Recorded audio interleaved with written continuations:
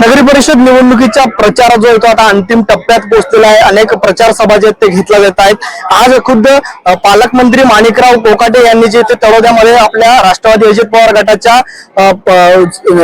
उमेदवारांसाठी जी ती प्रचार सभा घेतली आहे, प्रचार त्यांनी केलेला आहे। आपल्यासोबत उमेदवार भाग्यश्री चौधरी आहेत। ताई, काय सांगाल, आज मंत्री माणिकराव कोकाटेंनी आपल्यासाठी सभा घेतली? माणिकराव साहेबांनी सांगितलं की मी तळोदा शहरासाठी चिकाटीने काम करेल। आज ते तळोदा शहरात आले, त्यांनी बघितलं आपला तळोदा शहराचा चेहरा मोहरा, त्यांना अगदी बिकटलेला वाटला। आधी 5 वर्षात आधी त्यांनी पण सगळी माहिती घेतली तर 5 वर्षाआधी खूप छान होतं। त्यानंतर प्रशासक बसल्यानंतर अगदी धुराळीचं झालं आपला तळोदा शहर। त्यांना तळोदा शहर बघून अधिक दुःख झालं, कारण इथे खूप गरीब वस्ती आहे। त्यामुळे गरीब लोकांना कोण पुढे आणणार, तर कोकाटे साहेबांनी सांगितलं की मी पुढे आणणार, असं कोकाटे साहेबांनी आश्वासन दिलं। काय लाडक्या बहिणींची संख्या आज जास्त होती, काय सांगाल? लाडक्या बहिणींची संख्या जास्त असल्यामुळे लाडक्या बहिणींचा फॉर्म आम्ही फ्री मध्ये भरून दिले। आम्ही स्वखर्चाने सगळ्या लाडक्या बहिणींना आमंत्रित करून आमच्याकडे फॉर्म भरण्यात रात्रंदिवस आम्ही त्यांच्यासाठी मेहनत घेतली आणि तेही आमच्याकडे येत होते। काय सांगाल, नेमकं काय आपण मुद्दे घेऊन येऊन या प्रचारात उतरले आहात? मी तळोदा शहरामध्ये जे विकासाचं काम अगोदर 3 वर्ष अगोदर जे विकासाचं काम होतं तर ते 3 वर्षामध्ये थांबलंय आणि त्यानंतर गावात जे आहे जे खड्डे पडले आहेत ते प्रशासक काळामुळे त्यांनी जे कॉन्ट्रॅक्टर असतील त्यांनी भ्रष्टाचार एवढं वाढवलाय, 15% 20% 18% कमिशन घेऊन सर्व गावाचं वाटाडं केलेलं आहे। तर त्या संदर्भात मला गावाची जनतेला पूर्ण माहिती आहे की योगेश चौधरीला भ्रष्टाचार चालत नाही आणि मी मनाने काम करतो। मी जेही काम असेल, जे पालकमंत्री मार्फत जी कोकाटे साहेबांमार्फत जी निधी आपल्या नगरपालिकेला भेटेल, यांच्याने गावाची स्वच्छता आणि त्यानंतर गावाचे रस्ते सर्व क्लिअर होतील।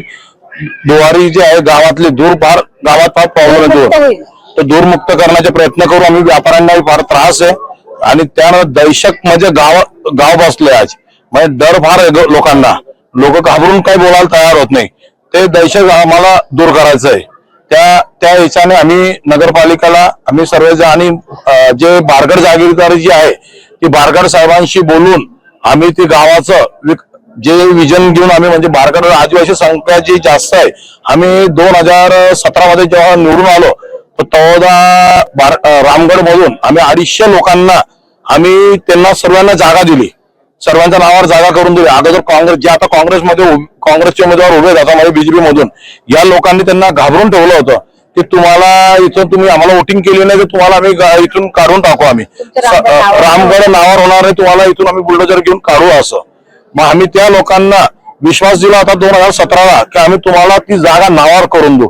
आम्ही सर्वांना ते 250 घरांना आम्ही जागा नावावर करून दिली आणि आता कमीत कमी जे हट्टी आहेत, पाडवी हट्टी आहे, डीबी हट्टी आहे, प्रधान हट्टी आहे,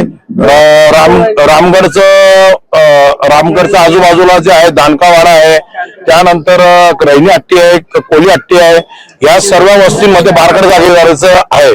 तर आम्ही निश्चित मला एवढं कळतंय की मी ह्या लोकांना 100% हे जागा नावावर करून देण्याचे 100% प्रयत्न करेल। कोणी म्हणताय मी कोर्टात जाईल, इकडं जाईल, तिकडं जाईल, कोणी म्हणताय ते होणार नाही।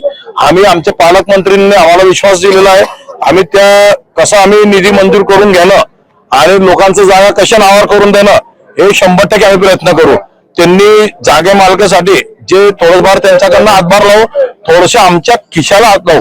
कोणी खिशाला हात लावायला तयार होत नाही, पण 100% मी खिशाला हात लावेल आणि आम्ही आमचं पॅनल निवडून आल्यानंतर आम्ही आमचे शीतल पाडवी आहेत जे इथं शैलेश डॉक्टरांची मिसेस यांनी 2 नंबर प्रभागामध्ये पूर्ण 2 नंबर प्रभागामध्ये जे काय किती उमेदवार आपण या सगळ्या पॅनल आपण किती उमेदवारांचे पॅनल 18 आणि 1 नगराध्यक्ष 19 नक्कीच पूर्ण अजित पवार गटाचं पूर्ण पॅनल जे ते तळोदा नगर परिषदेमध्ये लावलेलं आहे। खुद्द पालकमंत्री माणिकराव कोकाटे यांनी प्रचाराला या ठिकाणी सुरुवात केलेली आहे आणि बघायला गेलं तर भाजप असेल, राष्ट्रवादी असेल किंवा भाजप असेल, राष्ट्रवादी असेल, शिवसेना असेल, हे तिघी पक्ष जे महायुतीतले पक्ष ते तिघी पक्ष एकमेकांच्या विरोधात या ठिकाणी निवडणुकी रंगताना या ठिकाणी पाहायला मिळत आहे। सागर निकवाडे, साम टीव्ही न्यूज, नंदुरबार।